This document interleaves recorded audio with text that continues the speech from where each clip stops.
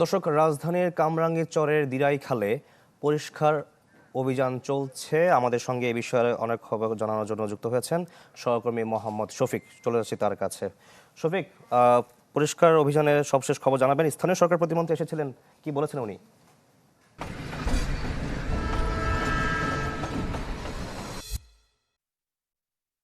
এখানে কিন্তু যে স্বেচ্ছাসেবক কর্মীরা রয়েছেন তারা এখানে প্রস্তুত। একটু আগেই মীর শাহে আলম স্থানীয় সরকার প্রতিমন্ত্রী তিনি এখানে যে পরিচ্ছন্নতা কর্মীরা দিরাই খাল পরিষ্কার করবেন তাদেরকে শপথ বাক্য পাঠ করিয়েছেন এবং তিনি বলেছেন বাংলাদেশ সিঙ্গাপুর হবে না বা মালয়েশিয়ার মতো দেশ তিনি উপহার দিতে পারবেন না বা এই সরকার দিতে পারবে না, তবে আসলে একটি সুন্দর বাংলাদেশ, একটি পরিচ্ছন্ন বাংলাদেশ যেন পায় এদেশের মানুষ, সে বিষয়টিকে কিন্তু তারা গুরুত্ব দিচ্ছেন এবং যেভাবেই সম্ভব এই ঢাকার আশপাশের যে খালগুলো রয়েছে সেই খাল নদী সেগুলোকে পরিষ্কার করে জলযান নৌযান চলাচলের উপযোগী করতে যে ধরনের উদ্যোগ নেওয়ার প্রয়োজন সে ধরনের উদ্যোগ কিন্তু নেওয়া হবে বলে তিনি জানিয়েছেন। এবং তিনি একটি কথা বলেছেন যে কিছুদিন আগে প্রধানমন্ত্রী তারেক রহমান তিনি একটি প্রত্যয় ব্যক্ত করেছিলেন যে কোনোভাবে যদি ঢাকার যে নৌপাতগুলো রয়েছে, যে নদীগুলো রয়েছে সেখানে নৌযান চলাচল করানো যায় বা একটি নৌ রুট যেন চালু করা যায়, সে বিষয়টিকে গুরুত্ব দিয়েছিলেন প্রধানমন্ত্রী এবং সেটিকে বাস্তবায়ন করার জন্যই কিন্তু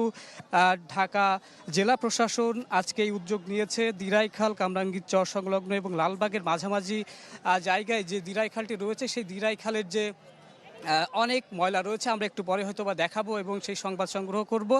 তবে তার আগে এই মুহূর্তে যে এখানে দেখতে পাচ্ছেন যে মাঠে প্রচুর মানুষ এবং প্রায় 1000 দুঃখিত 550 শ্রমিক এখানে উপস্থিত রয়েছেন যারা আসলে 1000 মিটার খাল আজকে পরিষ্কার করবেন। জি শফিক, ধন্যবাদ আপনাকে।